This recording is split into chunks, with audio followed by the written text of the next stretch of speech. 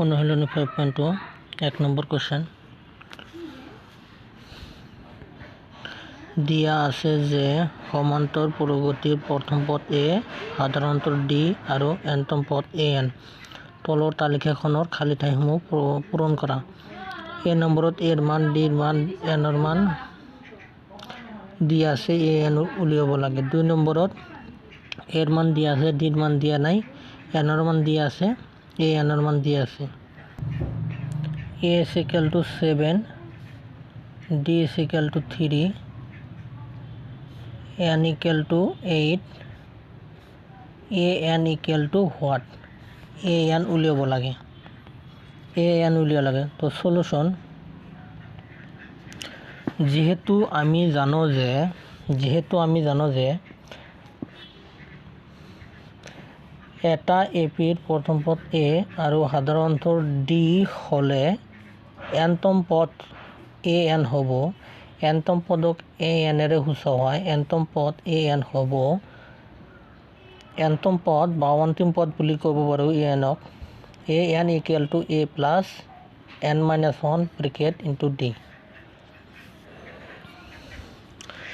ইয়াত আমাক an উলিয়াব কৈছে গতিকে an equal to a plus n minus 1 into d এই ফৰ্মুলাটো ইউজ কৰিম since যেহেতু an equal to a plus n minus 1 into d ইয়াৰ পৰা a ৰ মান 7 দিয়া আছে 7 বহাই দিলো n ৰ মান 8 আছে 8 বহাই দিলো 8 minus 1 into d ৰ মান 3 দিয়া আছে 3 বহাই দিলো is equal to give 7 7 ৰাখিলো 8 ৰ পৰা 1 গলে 7 into 3 এতিয়া পূৰণৰ কাম আগত কৰিব লাগিব 7 plus 7 into 3 21 21 7 এর 3 গুণ 21 21 আর 7 যোগ করলে 28 therefore an equal to কিমান হল 28 therefore an equal to 28 ये होबो आंसर 2 নম্বর দিয়া আছে a is equal to minus 18 d is equal to what d উলিয়াব লাগে আমাক n is equal to 10 দিয়া আছে an equal to 0 দিয়া আছে an is equal to 0 দিয়া আছে an is equal to 0 দিয়া আছে সলিউশন since যেহেতু আমি জানো যে an equal to a plus n minus 1 into d যেহেতুৰ পিছত এটাকে দিব লাগে an equal to 0 0 বহালো is equal to a এর মান minus 18 plus n minus 1 n এর মান 10 দি আছে 10 minus 1 into d এর মান উলিয়াব লাগে d নাই d রাখি দিলো implies এটাকের পিছত implies দিব লাগে implies 0 0 রাখিলো minus 18 যোগ তারপর পরে গেলে 9 9 into d 9d 9d ওই ফলে রাখি দিম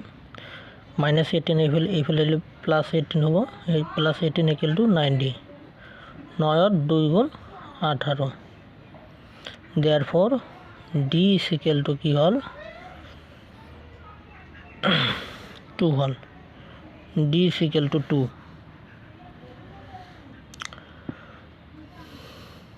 d এর মান কিমান পালো 2 পালো d equal to what d এর মান আমি কিমান পালো 2 এর মান therefore d এর মান সাধারণ অন্তর কি পালো 2 পালো 2 এর 1 নম্বরটা করিম 10, 7, 4, ডট ডট এই সমান্তর পরিগতিটোর 30তম পদটো উলিয়াব লাগে a b c d চাৰিটা অপশন দি আছে এই চাৰিটা অপশনৰ ভিতৰত কোনটো হয় এটা আমি উলিয়াব লাগে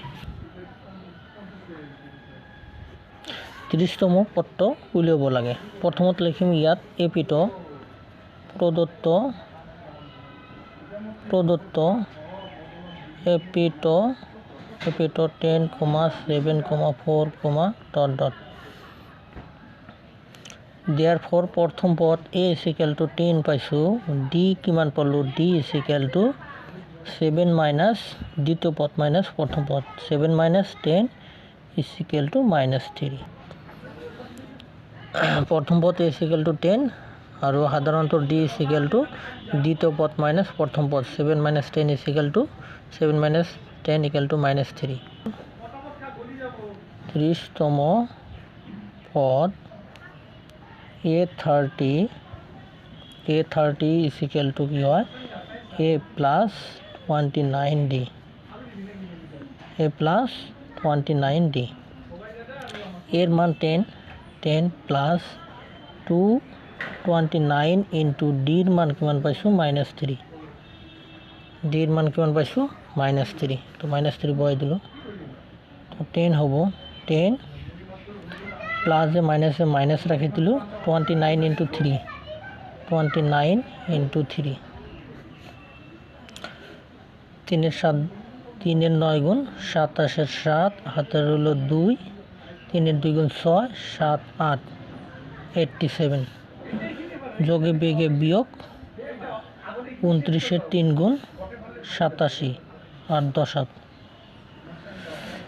এতিয়া 87 এর পর 10 গেলে -77 therefore 30তম পদটা হবো -77 therefore 30তম পদটা হবো কি -77 এতিয়া C নম্বর অপশনটা দিয়ে আছে C নম্বরটা হবো therefore C নম্বরটা হবো -77 এটাই হবে आंसर therefore आंसर C -77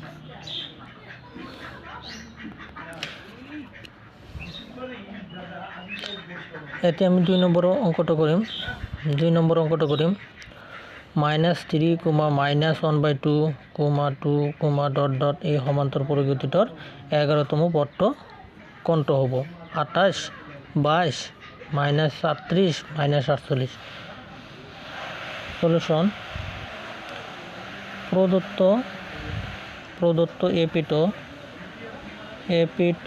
প্রদত্ত এপিটোত কি দিয়ে আছে প্রথম পদ a is equal to -3 দিয়ে আছে d কিমান হ'ব d is equal to -1/2 minus Karim 3 -3 minus করিম -3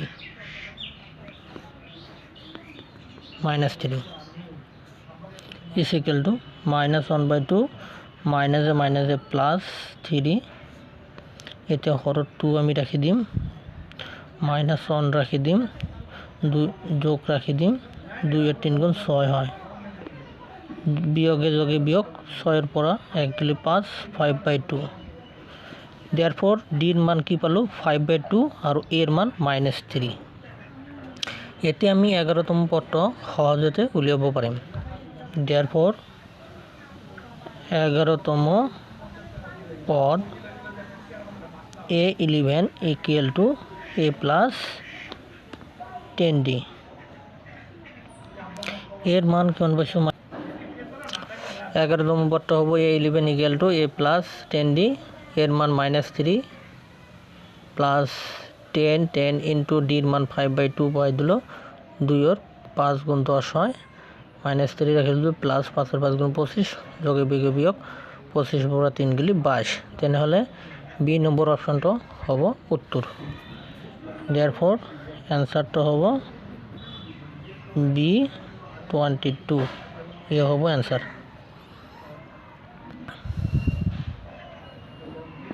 এতে আমি কোশ্চেন 3 লৈ যাম এতে আমি কোশ্চেন 3 টো কৰিম তলৰ সমান্তৰ পৰিগতিসমূহৰ খালি ঘৰ কেইটাৰ লুপ্ত পদসমূহ মিসিং টাৰ্মস নিৰ্ণয় কৰা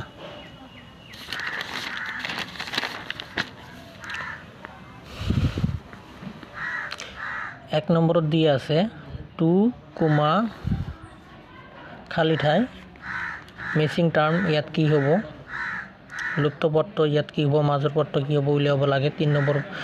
নম্বৰ পদটো উলিয়াব লাগে ইয়াত 1 নম্বৰ পদ 2 দি আছে 2 নম্বৰ পদ দিয়া নাই আৰু 3 নম্বৰ পদটো 26 দি আছে গতিকে 2 নম্বৰ পদটো উলিয়াব লাগে সলিউশন ইয়াত প্ৰথম পদ term 1 is equal to a is equal to কি দি আছে 2 2 দিয়া আছে আৰু টার্ম 3 is equal to 3 নম্বর পদ 3 নম্বর পদটা 26 দিয়া আছে 26 T2 উলিয়াব লাগে T2 equal to what term 2 since যেহেতু 3 নম্বর পদটা কি দিয়া আছে যেহেতু T3 is equal to 26 3 নম্বর পদৰ ফৰ্মুলাটো কি হয় 3 নম্বৰ পদৰ ফৰ্মুলা হয় a plus twice d equal to 26 ইয়াৰ পৰা এৰ মান আমি বহাই দিব পাৰিম এর মান কি পাইছো 2 plus 2 into d is equal to 26 ইয়াৰ পৰা d ৰ মান পাম twice d রাখি দিলো 2 এফালে আইলে মাইনাস হবে 26 minus 2 26 এর উপর 2 গুলি 24 twice d is equal to 24 পালো 2 এর 12 গুণ 24 therefore d এর মান কত পালো 12 পালো d এর মান 12 পালো এতিয়া আমি 2 নম্বর পদটো উলিয়াব পারিম therefore T2 is equal to 2 নম্বর পদ কি হয় a plus d হয় a plus d হয় 2 নম্বর পদ কি হয় a plus d হয় এর মান কিমান পাইছো এর মান 2 পাইছো এর মান 2 প্লাস d এর মান কিমান পাইছো 12 2 plus 12 14 therefore missing term 2 নম্বর পদটো কি হল 2 নম্বর 14 आंसर 2 নম্বর পদটো কি হ'ব 14 2 নম্বর পদটো কি হ'ব 14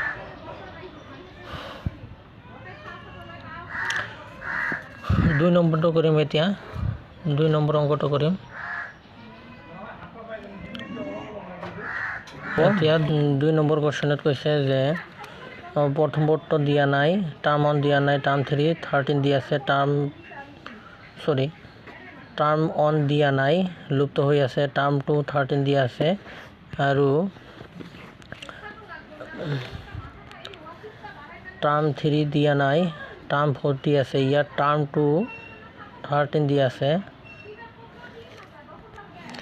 আৰু টাৰ্ম 4 3 দিয়া আছে যেহেতু টাৰ্ম 2 ইকুয়াল টু কি হয় a plus d হয় আৰু টার্ম 4 কি হয় a plus 3d হয় টার্ম 2 13 দিয়া আছে 13 বহালো টার্ম 2 13 দিয়া আছে 13 বহালো 13 equal to a plus d আৰু টাৰ্ম 4 3 দিয়া আছে equal to a plus 3d ইয়াৰ পৰা যেহেতু ইয়াত এৰ হওক আৰু ইয়াত এৰ হওক সেম আছে গতিকে 1 নম্বৰৰ পৰা 2 নম্বৰ আমি অপোনেন্ট পদ্ধতিৰে বিয়োগ কৰিব পাৰো তো অপোনেন্ট পদ্ধতিৰে আমি বিয়োগ কৰলো এই বাওফালৰ পৰা 13 ৰ পৰা 3 বিয়োগ কৰলো আৰু সোঁফালৰ পৰা a plus d ৰ পৰা কি বিয়োগ কৰলো a plus 3d বিয়োগ কৰলো 13 পৰা 3 গলে 10 আৰু a plus d minus a plus a minus 3d তো 10 ৰাখি দিলো প্লাস এ মাইনাস এ ক্যান্সেল এর পরা 3টা ডি গেলে মাইনাস টুয়াইস ডি এতে ডি রাখি দিল আর মাইনাস 2 পূরণ হয়ে আছে এফালে এলো হরণ মাইনাস 2 ইন্টু মাইনাস 5 প্লাস 10 হয় therefore D is equal to minus 5 পালো এতিয়া ডির মান পাইছো এতিয়া একর মান পাবল এর মান পাব লাগে ডির মান পাইছো এর মান পাব লাগে এর মান পাবৰ বাবে হয় 1 নম্বৰ নয় 2 নম্বৰ সমীকৰণত ডিৰ মান বহাই দিলে আমি এৰ মান পাম ইয়াত 1 নম্বৰ সমীকৰণত এৰ মান আমি -5 এৰ মান পাবৰ বাবে 1 নম্বৰ সমীকৰণত এৰ মান পাবৰ বাবে ডির মান -5 বহাই দিম তো 13 equal to a plus d 13 equal to a plus d 13 equal to a plus d মান -5 13 -5 এফালে plus 5 equal to a 13 plus 5 18 equal to a therefore এর মান কিমান পালো 18 পালো এর মান 18 equal to কি হবে টার্ম 1 লুপ্ত পদ এর মান কি হবে ইয়াত লুপ্ত পদ এর মান হবে 18 আৰু টাৰ্ম 3 লুপ্ত পদ 3 নম্বৰ পদটো হ'ব যেহেতু লুপ্তপদ 3 নম্বৰ পদটোৰ ফৰ্মুলা কি হয় a + 2d হয় এৰ মান 18 পাইছো উপৰৰ পৰা 18 পাইছো 18 বহাই দিলো 2 * d এর মান -5 পাইছো -5 বহাই দিছো 18 + 2 * -5 -10 18 - 10 8 গতিকে 3 নম্বৰ লুপ্তপদ হ'ব 8 আৰু 1 নম্বৰ লুপ্তপদ হ'ব 18 এই হ'ব आंसर গতিকে আমি প্ৰথমৰ পৰা ৰিপিট কৰিছো